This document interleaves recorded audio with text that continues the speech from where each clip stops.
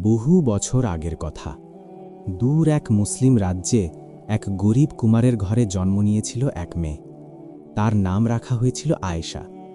তার মা মারা গিয়েছিল তাকে জন্ম দিতে গিয়ে, তাই বাবা একাই মেয়েকে মানুষ করেছিলেন অত্যন্ত কষ্ট করে।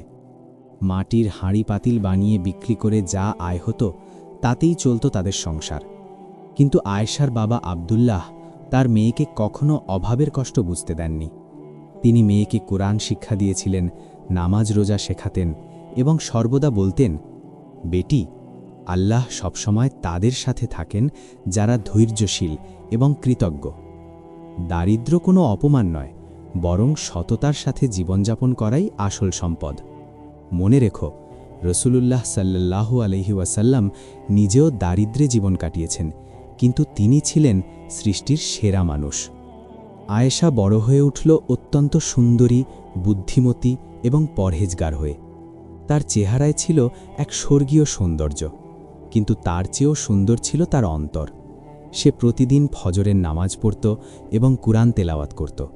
তার কণ্ঠস্বর এত মধুর ছিল যে তার তেলাওয়াত শুনে পাড়া প্রতিবেশীরা মুগ্ধ হয়ে যেত। গ্রামের মানুষেরা তার চরিত্র এবং আচার আচরণের জন্য তাকে খুব সম্মান করত। যদিও তাদের ঘরে খাবার জোটাতে কষ্ট হতো, তবুও আয়েশা কখনো অভিযোগ করত না। বরং সে তার বাবাকে সাহায্য করত মাটির হাঁড়ি বানাতে এবং বাজারে বিক্রি করতে যেত। সে যখন বাজারে যেত সম্পূর্ণ পর্দা করে যেত এবং কারো সাথে অযথা কথা বলত না। তার বিনয় এবং শালীনতা সবাইকে মুগ্ধ করত। ঠিক সেই রাজ্যেই ছিল এক বিশাল প্রাসাদ। সেখানে বাস করতেন রাজা সুলতান মাহমুদ এবং তার একমাত্র পুত্র রাজকুমার ইউসুফ। রাজকুমার ইউসুফ ছিলেন অত্যন্ত সুদর্শন, শিক্ষিত এবং পরাক্রমশালী। তিনি তরবারি চালনায় দক্ষ ছিলেন, কবিতা লিখতে পারতেন এবং অনেক ভাষা জানতেন। কিন্তু তার একটি বড় সমস্যা ছিল, তিনি অত্যন্ত অহংকারী ছিলেন। তার ধন সম্পদ, রাজকীয় ক্ষমতা এবং সৌন্দর্যের জন্য তিনি নিজেকে সবার চেয়ে শ্রেষ্ঠ মনে করতেন। গরিব মানুষদের তিনি তুচ্ছতাচ্ছিল্য করতেন এবং মনে করতেন যে সম্পদই মানুষের আসল পরিচয়।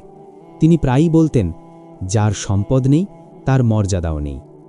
এই অহংকারের কারণে তার বাবা রাজা সুলতান মাহমুদ খুব চিন্তিত ছিলেন। তিনি তার পুত্রকে বারবার বলতেন, বেটা, অহংকার মানুষকে ধ্বংস করে দেয়। আল্লাহ অহংকারীদের পছন্দ করেন না। কিন্তু রাজকুমার তার বাবার কথায় কান দিতেন না। একদিন রাজকুমার ইউসুফ শিকারে বের হলেন তার সৈন্যদের নিয়ে। তারা জঙ্গলে একটি হরিণের পেছনে ছুটছিলেন। শিকার করতে করতে রাজকুমার এত দূর চলে গেলেন যে তিনি পথ হারিয়ে ফেললেন এবং তার সৈন্যদের থেকে বিচ্ছিন্ন হয়ে পড়লেন। তিনি একাকী একটি অচেনা গ্রামে পৌঁছে গেলেন। সেটি ছিল আয়েশার গ্রাম। তখন সূর্য প্রায় ডুবে যাচ্ছিল এবং মাগরিবের আজানের সময় হয়ে এসেছিল। আকাশ লাল কমলা রঙে রঙিন হয়ে উঠেছিল। রাজকুমার ক্লান্ত, তৃষ্ণার্ত এবং একটু ভীত ছিলেন, কারণ তিনি কখনো একা এভাবে অচেনা জায়গায় পড়েননি। তিনি একটি ছোট্ট কুটিরের দরজায় কড়া নাড়লেন। দরজা খুললেন আয়েশা। আয়েশা মাথায় কালো স্কার্ফ দিয়ে সম্পূর্ণ ঢাকা অবস্থায় ছিল। তার চোখে ছিল এক নির্মল দৃষ্টি, যেন স্বচ্ছ পানির ঝর্ণা। তিনি বিনয়ের সাথে জিজ্ঞেস করলেন, আসসালামু আলাইকুম, আপনি কে? কি সাহায্য করতে পারি?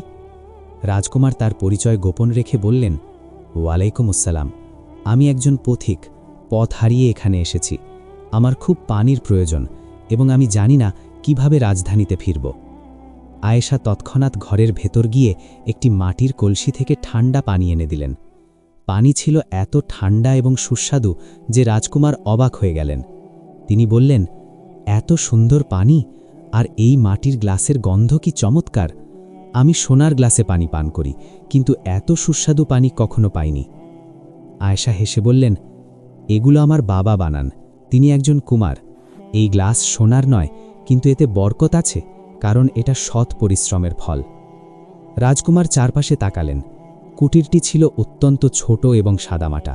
দেয়ালগুলো ছিল মাটির, ছাদ ছিল খড়ের, কিন্তু সবকিছুই ছিল পরিষ্কার পরিচ্ছন্ন এবং গোছানো। একটি কোণে কুরআন শরীফ রাখা ছিল একটি সুন্দর কাপড়ে মুড়িয়ে। দেয়ালে আরবি ক্যালিগ্রাফিতে লেখা ছিল আল্লাহু আকবার এবং আলহামদুলিল্লাহ। ঘরে একটা শান্তির পরিবেশ ছিল, যা প্রাসাদের জাঁকজমকেও ছিল না। রাজকুমার আয়েশার বাবা আব্দুল্লাহকে দেখলেন, যিনি বাইরে মাটির কাজ করছিলেন। তিনি একজন বৃদ্ধ মানুষ, তার দাড়ি সাদা হয়ে গিয়েছিল, কিন্তু তার চোখে ছিল এক তেজ এবং মুখে ছিল প্রশান্তির হাসি। তিনি রাজকুমারকে সালাম দিলেন এবং বললেন, আসসালামু আলাইকুম বেটা, আপনি আমাদের ঘরে এসেছেন, এটা আমাদের সৌভাগ্য। মাগরিবের নামাজের সময় হয়ে গেছে, আপনি নামাজ পড়বেন? আমাদের ঘরে মসজিদের মতো জায়গা নেই, কিন্তু একটা পরিষ্কার জায়গা আছে। রাজকুমার একটু লজ্জিত হলেন। তিনি যদিও মুসলিম ছিলেন এবং নামাজের গুরুত্ব জানতেন, কিন্তু প্রাসাদের ব্যস্ততা, রাজকাজ এবং আমোদ-ভ্রমোদে অনেক সময় নামাজ কাজা হয়ে যেত। তিনি মনে মনে ভাবলেন, এই গরিব মানুষটি কিভাবে এত নিয়মিত নামাজের খোঁজ রাখে। তিনি বললেন, হ্যাঁ, অবশ্যই আমি নামাজ পড়ব। আব্দুল্লাহ তাকে অজু করার জন্য একটি ছোট্ট কুয়ার কাছে নিয়ে গেলেন। রাজকুমার অজু করলেন এবং তারপর তিনজন একসাথে নামাজ পড়লেন। আব্দুল্লাহ ইমাম হলেন। তার তেলাওয়াত ছিল এত সুন্দর এবং হৃদয়স্পর্শী যে রাজকুমারের চোখে পানি এসে গেল। তিনি ভাবলেন, কতদিন তিনি এভাবে মনোযোগ দিয়ে নামাজ পড়েননি। নামাজের পর আব্দুল্লাহ দোয়া করলেন, ইয়া আল্লাহ, আমাদের ঈমানকে মজবুত করুন, আমাদের গুনাহ মাফ করুন এবং আমাদের সকল মুসলিম ভাই বোনদের হেফাজত করুন। এই মুসাফির ভাইকে তার গন্তব্যে নিরাপদে পৌঁছে দিন। আমিন বললেন রাজকুমার, এবং মনে মনে অভিভূত হলেন এই সরল মানুষের আন্তরিকতায়। নামাজের পর আব্দুল্লাহ রাজকুমারকে খেতে দিলেন। খাবার ছিল বেশ সাদামাটা, শুধু জবের রুটি, কিছু সবজি এবং একটু ডাল। কিন্তু রাজকুমার লক্ষ্য করলেন যে খাবার খাওয়ার আগে তারা বিসমিল্লাহ বলছেন এবং খাবার পর আলহামদুলিল্লাহ বলছেন। আয়েশা তার বাবাকে বলছিল, আব্বু, আজকের রুটি গতকালের চেয়ে ভালো হয়েছে, আলহামদুলিল্লাহ। আব্দুল্লাহ বললেন, হ্যাঁ বেটি, আল্লাহ আমাদের সামান্য হলেও খাবার দিয়েছেন, আমরা কৃতজ্ঞ। অনেকে তো ক্ষুধার্ত থাকে। এই সরল পরিবারের কৃতজ্ঞতা রাজকুমারকে গভীরভাবে স্পর্শ করল। তিনি প্রাসাদে এত দামি খাবার খেতেন, কিন্তু কখনো এভাবে কৃতজ্ঞতা প্রকাশ করেননি। খাবার পর আব্দুল্লাহ বললেন, বেটা, আপনি রাতে এখানেই থেকে যান, সকালে আমি আপনাকে রাজধানীর পথ দেখিয়ে দেব। রাজকুমার রাজি হলেন। রাতে তারা একসাথে বসে অনেক কথা বললেন। আব্দুল্লাহ তার জীবনের গল্প বললেন। তিনি বললেন, আমি সারা জীবন গরিব ছিলাম, আমার স্ত্রী মারা গেছে, আমার মেয়েকে আমি একা মানুষ করেছি, কিন্তু আল্লাহ আমাকে কখনো একা রাখেননি। তিনি সবসময় আমাদের জন্য কোনো না কোনো ব্যবস্থা করে দিয়েছেন। কখনো কোনো দিন আমরা ক্ষুধার্ত হইনি। বেটা, জীবনের সবচেয়ে বড় সম্পদ হল ঈমান এবং সৎ চরিত্র। অর্থ সম্পদ আসে এবং যায়, কিন্তু মানুষের কৃতকর্মই তাকে আল্লাহ কাছে মর্যাদাবান করে। আল্লাহ কুরআনে বলেছেন, তোমাদের মধ্যে সেই ব্যক্তি আল্লাহ কাছে সবচেয়ে সম্মানিত, যে সবচেয়ে বেশি তাকওয়াওয়ান। বংশ বা সম্পদ নয়, বরং আল্লাহ ভীতিই প্রকৃত মর্যাদার মাপকাঠি। আয়েশা যোগ করলেন, আমার বাবা আমাকে শিখিয়েছেন যে দারিদ্র্য কোনো লজ্জার বিষয় নয়। রসুলুল্লাহ সাল্লাল্লাহু আলাইহি ওয়াসাল্লাম এবং তার সাহাবায়ে কেরাম অনেকেই গরিব ছিলেন, কিন্তু তারা ছিলেন আল্লাহ কাছে সবচেয়ে প্রিয়। আমরা গরিব হতে পারি, কিন্তু আমাদের অন্তর পরিষ্কার।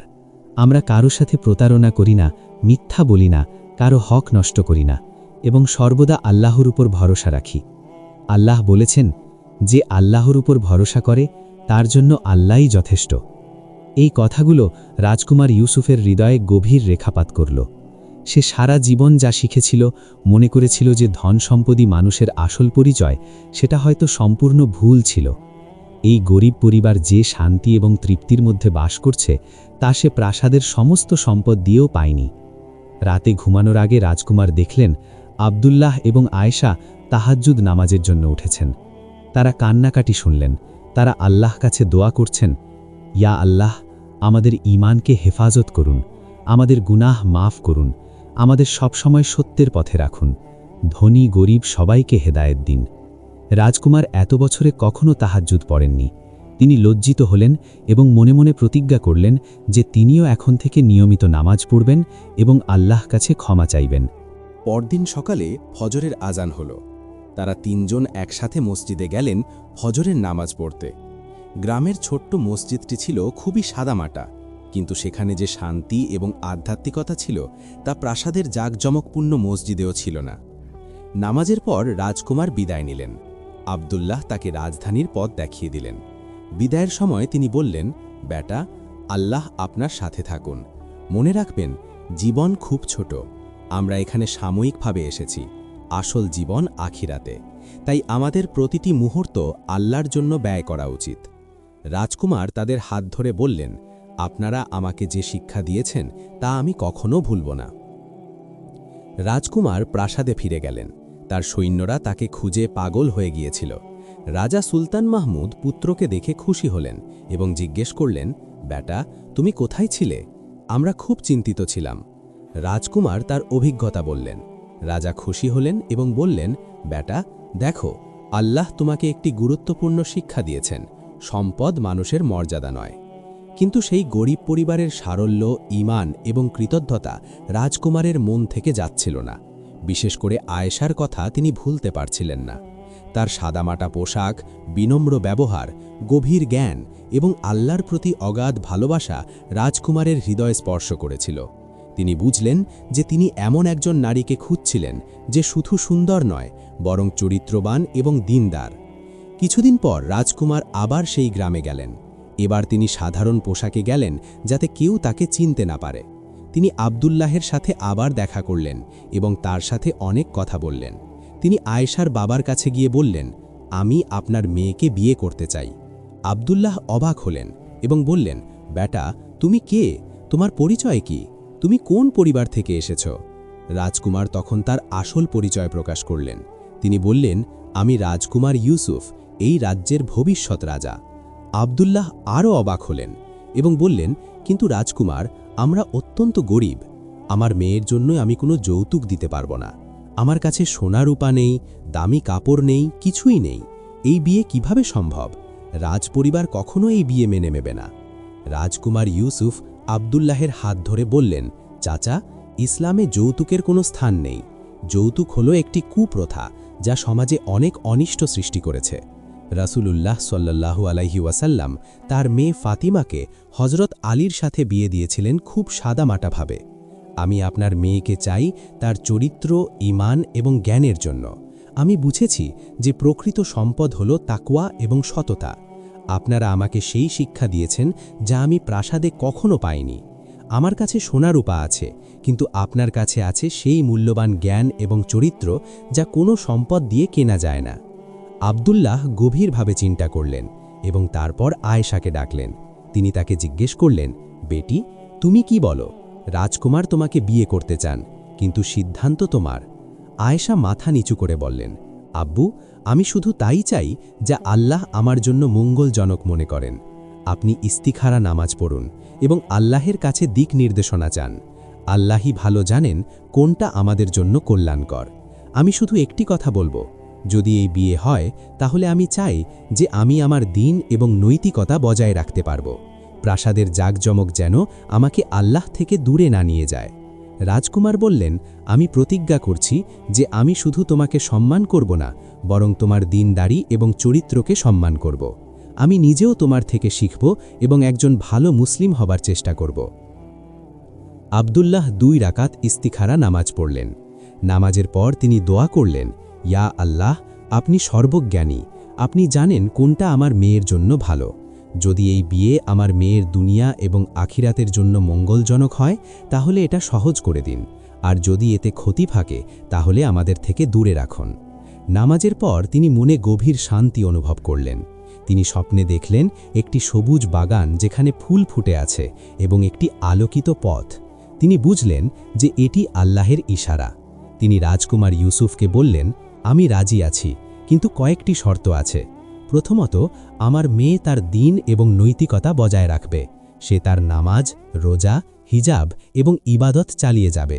দ্বিতীয়ত, আপনাকে প্রতিশ্রুতি দিতে হবে যে আপনি তাকে সম্মান করবেন এবং ইসলামিক নীতি অনুসরণ করবেন। তৃতীয়ত, এই বিয়ে হবে সুন্নাহ মোতাবেক, কোনো অপচয় বা জাঁকজমক ছাড়া।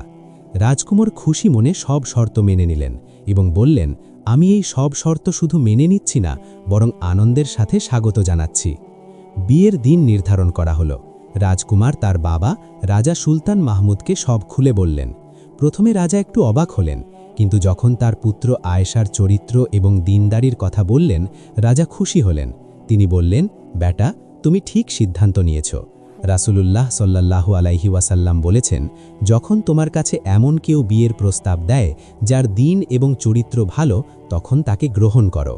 চরিত্র হলো সবচেয়ে বড় যোগ্যতা। রাজকুমার চাইলেন অত্যন্ত সাদামাটা বিয়ে হোক। তিনি বললেন, রাসূলুল্লাহ সাল্লাল্লাহু আলাইহি ওয়াসাল্লাম বলেছেন, সবচেয়ে বরকতময় বিয়ে সেটাই যাতে খরচ কম হয়। আমরা সেই সুন্নাহ অনুসরণ করব। আমি চাই না যে অহংকার বা জাঁকজমক দিয়ে এই পবিত্র বন্ধনকে কলুষিত করা হোক। বিয়ের অনুষ্ঠান হলো গ্রামের মসজিদে। গ্রামের সব মানুষ দাওয়াত পেল। প্রাসাদের মানুষেরাও এলেন।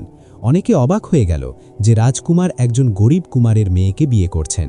কিন্তু যখন তারা আয়েশাকে দেখল, তার বিনয়, শালীনতা এবং চরিত্র দেখল, তখন সবাই বুঝল যে রাজকুমার সত্যিই একটি মূল্যবান মুক্তা পেয়েছেন।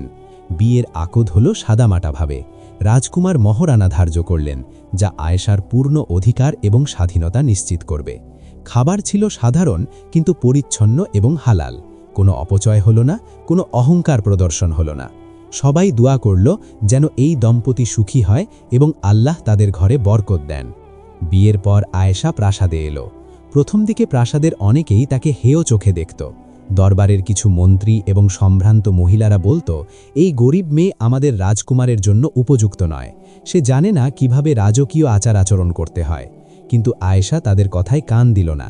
সে তার নীতি এবং চরিত্র বজায় রাখল।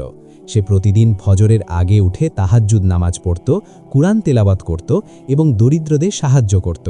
সে প্রাসাদের বিলাসিতায় ডুবে যায়নি, বরং সাদামাটা জীবনযাপন করত এবং সর্বদা আল্লাহের স্মরণে রত থাকত। একদিন প্রাসাদে এক ভিক্ষুক এলো খাবারের জন্য। প্রাসাদের রক্ষীরা তাকে তাড়িয়ে দিতে গেল এবং বলল, চলে যাও, এখানে ভিক্ষুকদের জন্য জায়গা নেই। কিন্তু আয়েশা তাদের থামিয়ে দিলেন এবং নিজে গিয়ে সেই ভিক্ষুককে সম্মানের সাথে বসালেন এবং খাবার দিলেন। শুধু তাই নয়, সে নিজের হাতে খাবার পরিবেশন করলেন। তিনি বললেন, রাসূলুল্লাহ সাল্লাল্লাহু আলাইহি ওয়াসাল্লাম বলেছেন, তোমরা তোমাদের সম্পদ দিয়ে দরিদ্রদের সাহায্য করো, কারণ তাদের মধ্যেই আল্লাহের রহমত নিহিত। এই ভিক্ষুক আমার ভাই, একই আল্লাহের বান্দা, তার সাহায্য করা আমার দায়িত্ব। এই ঘটনা প্রাসাদের সবার কাছে পৌঁছে গেল এবং ধীরে ধীরে মানুষ আয়েশাকে সম্মান করতে শুরু করল। তারা বুঝল যে প্রকৃত রাজকীয়তা বাহ্যিক জাঁকজমকে নয়, বরং হৃদয়ের মহত্বে এবং চরিত্রে। রাজকুমার ইউসুফও আয়েশার প্রভাবে পরিবর্তন হতে শুরু করলেন। তিনি নিয়মিত 5 ওয়াক্ত নামাজ পড়তে লাগলেন, প্রতিদিন কুরআন তিলাওয়াত করতে লাগলেন এবং তাহাজ্জুদ নামাজও পড়তে শুরু করলেন। তিনি দরিদ্রদের সাহায্য করতে লাগলেন, অনাথদের জন্য ব্যবস্থা করলেন এবং অহংকার সম্পূর্ণরূপে ত্যাগ করলেন।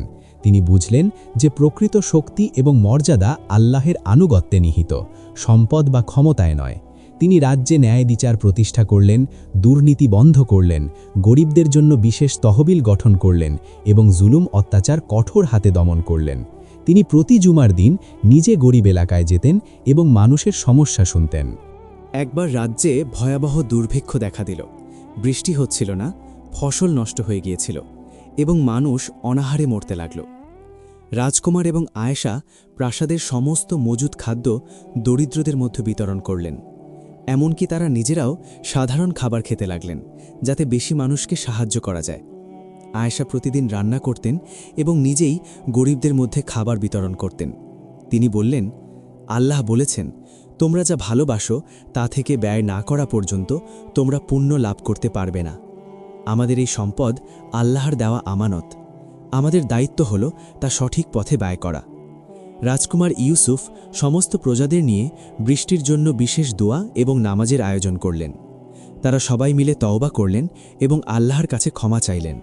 কয়েকদিন পর আল্লাহর রহমতে প্রবল বৃষ্টি হল এবং দুর্ভিক্ষ কেটে গেল। মানুষ বুঝল যে আল্লাহর রহমতই সবকিছু।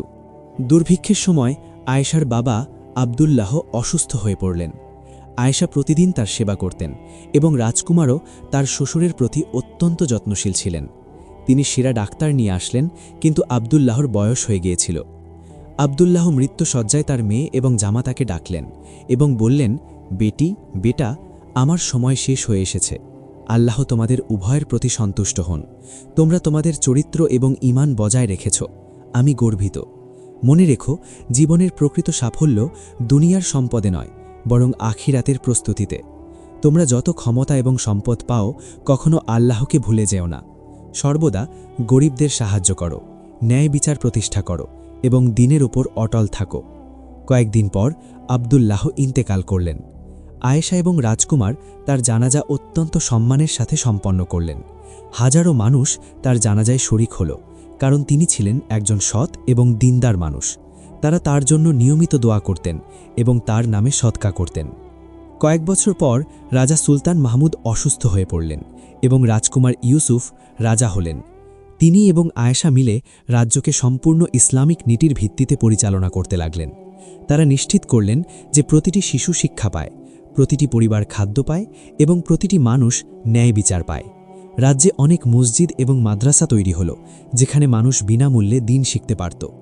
হাসপাতাল তৈরি হল, যেখানে গরিবরা বিনামূল্যে চিকিৎসা পেত। অনাথখানা তৈরি হল, যেখানে অনাথ শিশুরা বড় হতো।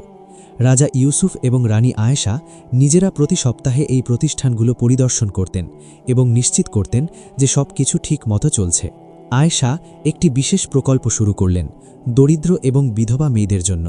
তিনি তাদের কুরআন, হাদিস এবং বিভিন্ন কারিগরি কাজ যেমন সেলাই, বুনন এবং রান্না শেখাতেন, যাতে তারা আত্মনির্ভরশীল হতে পারে।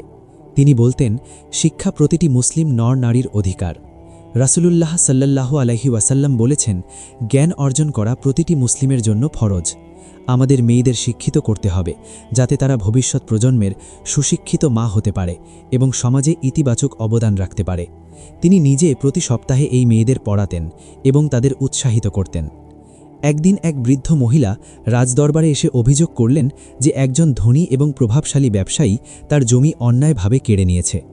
অনেকে বলল যে এই ব্যবসায়ী খুবই শক্তিশালী, তার বিরুদ্ধে ব্যবস্থা নেওয়া কঠিন। কিন্তু রাজা ইউসুফ তৎক্ষণাৎ বিচার বসালেন। তিনি সেই ব্যবসায়ীকে ডাকলেন এবং প্রমাণ চাইলেন। প্রমাণ পাওয়া গেল যে সত্যি সেই ব্যবসায়ী জাল দলিল তৈরি করে জমি দখল করেছে। রাজা ইউসুফ কঠোর হাতে শাস্তি দিলেন, তার সমস্ত অবৈধ সম্পত্তি বাজেয়াপ্ত করলেন এবং বৃদ্ধ মহিলাকে তার জমি ফিরিয়ে দিলেন। তিনি ঘোষণা করলেন, ইসলামে ন্যায় বিচার সবার জন্য সমান, সে ধনী হোক বা গরিব, শক্তিশালী হোক বা দুর্বল। আল্লাহ বলেছেন, তোমরা ন্যায় বিচার কায়েম করো, যদিও তা তোমাদের নিজেদের বা আপনজনদের বিরুদ্ধে যায়। আমার রাজ্যে কেউ জুলুম করতে পারবে না। এই ঘটনা পুরো রাজ্যে ছড়িয়ে পড়ল এবং মানুষ রাজার ন্যায় বিচারে আস্থা রাখতে শুরু করল। সময় গড়াতে লাগল। রাজা ইউসুফ এবং রানী আয়েশার 3টি সন্তান হল, 2 ছেলে এবং 1টি মেয়ে। তারা তাদের সন্তানদের সেই একই শিক্ষা দিলেন যা আয়েশা তার বাবার কাছ থেকে পেয়েছিলেন: বিনয়, কৃতজ্ঞতা, তাকওয়া এবং সততা। প্রাসাদের সন্তান হওয়া সত্ত্বেও তারা কখনো অহংকার করত না। তারা সাধারণ শিশুদের সাথে খেলত, গরিবদের সাহায্য করত এবং নিয়মিত নামাজ রোজা করত। রাজা ইউসুফ তাদের সন্তানদের বলতেন, মনে রাখবে, তোমরা রাজপরিবারের সন্তান, কিন্তু তা তোমাদের সাধারণ মানুষের চেয়ে শ্রেষ্ঠ করে না। আল্লাহর কাছে শ্রেষ্ঠ সেই যে সবচেয়ে তাকওয়াওয়ান। তোমাদের দায়িত্ব হল প্রজাদের সেবা করা, তাদের ওপর জুলুম করা নয়। একবার এক প্রতিবেশী রাজ্য হিংসার বশবর্তী হয়ে তাদের আক্রমণ করল। যুদ্ধ অনিবার্য হয়ে পড়ল। রাজা ইউসুফ যুদ্ধে যাওয়ার প্রস্তুতি নিলেন। যাওয়ার আগে আয়েশা তাকে বললেন, মনে রাখবেন, যুদ্ধেও ইসলামের নীতি মেনে চলতে হবে। রাসূলুল্লাহ সাল্লাল্লাহু আলাইহি ওয়াসাল্লাম আমাদের শিখিয়েছেন যে নিরীহ মানুষ, মহিলা, শিশু, বৃদ্ধ এবং ধর্মযাজকদের হত্যা করা যাবে না। বৃক্ষ কাটা, ফসল নষ্ট করা বা পানির উৎস দূষিত করা যাবে না। আল্লাহ জালিমদের পছন্দ করেন না, তিনি ন্যায়পরায়ণদের পছন্দ করেন। রাজা ইউসুফ এই নীতি কঠোরভাবে মেনে যুদ্ধ করলেন। তিনি তার সৈন্যদের নির্দেশ দিলেন যে শুধুমাত্র যুদ্ধক্ষেত্রে শত্রু সৈন্যদের সাথে লড়াই করতে হবে, সাধারণ মানুষের কোনো ক্ষতি করা যাবে না। আল্লাহর সাহায্যে তিনি জয়লাভ করলেন, কিন্তু তিনি পরাজিত শত্রুদের সাথেও সদয় ব্যবহার করলেন। তিনি যুদ্ধবন্দীদের ভালোভাবে রাখলেন, তাদের খাবার দিলেন এবং অনেককে ক্ষমা করে দিলেন। এই ক্ষমা এবং দয়ার ঘটনা শত্রু রাজ্যের মানুষের হৃদয় গভীরভাবে স্পর্শ করল। তারা বুঝল যে ইসলাম শুধু শক্তির ধর্ম নয়, বরং দয়া, ক্ষমা এবং ন্যায় বিচারের ধর্ম। অনেকে স্বেচ্ছায় ইসলাম গ্রহণ করল এবং 2 রাজ্যের মধ্যে দীর্ঘস্থায়ী শান্তি স্থাপন হল। তারা বাণিজ্য এবং সাংস্কৃতিক আদান প্রদান শুরু করল। বছরের পর বছর কেটে গেল। রাজা ইউসুফ এবং রানী আয়েশা বৃদ্ধ হয়ে গেলেন। তাদের চুল সাদা হয়ে গেল, কিন্তু তাদের ঈমান এবং সেবার মনোভাব আরও শক্তিশালী হল। তাদের প্রভাব রাজ্যে গভীরভাবে থেকে গেল। মানুষ তাদের ভালোবাসত এবং সম্মান করত। তারা শুধু শাসক ছিলেন না, বরং ছিলেন আদর্শ, প্রেরণার উৎস এবং জীবন্ত উদাহরণ। তাদের রাজত্বকালে রাজ্যে সমৃদ্ধি এসেছিল, কিন্তু তার চেয়েও বড় কথা, মানুষের হৃদয়ে ঈমান এবং নৈতিকতা প্রতিষ্ঠিত হয়েছিল। একদিন রাজা ইউসুফ গুরুতর অসুস্থ হয়ে পড়লেন। তার শেষ সময় ঘনিয়ে আসছিল। মৃত্যুশয্যায় তিনি আয়েশার হাত ধরে বললেন, তুমি আমার জীবন সম্পূর্ণভাবে বদলে দিয়েছ। আমি একজন অহংকারী স্বার্থপর রাজপুত্র ছিলাম, যে গরিবদের তুচ্ছ মনে করতাম। কিন্তু তুমি আমাকে শিখিয়েছ প্রকৃত মানুষ হতে। তুমি আমাকে দেখিয়েছ যে ধন সম্পদ সাময়িক এবং মিথ্যা, কিন্তু ঈমান এবং সৎকর্ম চিরস্থায়ী এবং প্রকৃত সম্পদ। তুমি আমাকে আল্লাহর পথে ফিরিয়ে এনেছ। আমি আল্লাহর কাছে কৃতজ্ঞ যে তিনি আমাকে আমার জীবনে পাঠিয়েছেন। আয়েশা চোখের জল মুছতে মুছতে বললেন, আল্লাহ আমাদের দুজনকেই হেদায়েত দিয়েছেন। আমরা শুধু তার আদেশ পালন করার চেষ্টা করেছি। আল্লাহ আপনাকে জান্নাত নসিব করুন। রাজা ইউসুফ কালেমা পড়তে পড়তে শান্তিতে ইন্তেকাল করলেন। তার জানাজায় লক্ষ লক্ষ মানুষ উপস্থিত হল এবং কাঁদল। তারা তাদের প্রিয় এবং ন্যায়পরায়ণ শাসককে হারিয়েছে। তার জানাজা পড়ানো হলো এবং তাকে তার বাবার পাশে দাফন করা হলো। তার বড় ছেলে তার স্থলাভিষিক্ত হল এবং তার বাবা মায়ের নীতি অনুসরণ করার প্রতিজ্ঞা করল। আয়েশা তার বাকি জীবন ইবাদত, দান খয়রাত এবং মানুষকে দিন শেখানোর কাজে ব্যয় করলেন। তিনি আরও বেশি সময় কুরআন তেলাওয়াতে, নফল নামাজে এবং দরিদ্রদের সেবায় কাটাতে লাগলেন। তিনি বলতেন, জীবন খুব ছোট এবং দ্রুত শেষ হয়ে যায়। আমরা এখানে সাময়িকভাবে এসেছি, পরীক্ষার জন্য। আসল জীবন আখিরাতে। তাই আমাদের প্রতিটি মুহূর্ত আল্লাহর সন্তুষ্টির জন্য ব্যয় করা উচিত এবং মৃত্যুর জন্য প্রস্তুতি নেওয়া উচিত। যখন আয়েশার মৃত্যু সময় এলো, তিনি সম্পূর্ণ শান্তিতে এবং প্রস্তুত ছিলেন। তিনি তার সন্তানদের ডেকে বললেন, বাচ্চারা, আল্লাহকে ভয় করো, সততার পথে থাকো, মানুষের সেবা করো এবং কখনো দিন থেকে বিচ্যুত হও না। মনে রাখবে, আমরা সবাই একদিন আল্লাহর কাছে ফিরে যাব এবং আমাদের কর্মের জন্য জবাবদিহি করতে হবে। তার শেষ শব্দ ছিল, লা ইলাহা ইল্লাল্লাহু মুহাম্মাদুর রাসূলুল্লাহ। তিনি শান্তিতে ইন্তেকাল করলেন। তার মৃত্যুতে পুরো রাজ্য শোকে মুহ্যমান হয়ে পড়ল। তাকে তার স্বামীর পাশে দাফন করা হলো। আজও শত শত বছর পর সেই রাজ্যে এবং তার বাইরেও মানুষ রাজা ইউসুফ এবং রানী আয়েশার গল্প বলে। তাদের জীবন হয়ে উঠেছে একটি জীবন্ত উদাহরণ যে ঈমান, চরিত্র এবং বিনয়ী প্রকৃত শক্তি এবং সৌন্দর্য। এই গল্প আমাদের শেখায় যে দুনিয়ার সম্পদ ক্ষণস্থায়ী, কিন্তু সৎকর্ম এবং তাকওয়া চিরস্থায়ী। প্রকৃত মর্যাদা বংশ বা সম্পদে নয়, বরং আল্লাহ ভীতি এবং নৈতিকতায়। আল্লাহ আমাদের সবাইকে তাদের মতো চরিত্রবান এবং দিনদার হওয়ার তৌফিক দান করুন। আমিন। ভিডিওটি যদি আপনার ভালো লেগে থাকে তাহলে অবশ্যই ভিডিওটিতে একটি লাইক দিন। আরও ইসলামিক কাহিনী ও শিক্ষণীয় গল্পভিত্তিক এমন আরও সুন্দর ভিডিও পেতে আমাদের চ্যানেলটি সাবস্ক্রাইব করে আমাদের সঙ্গেই থাকুন।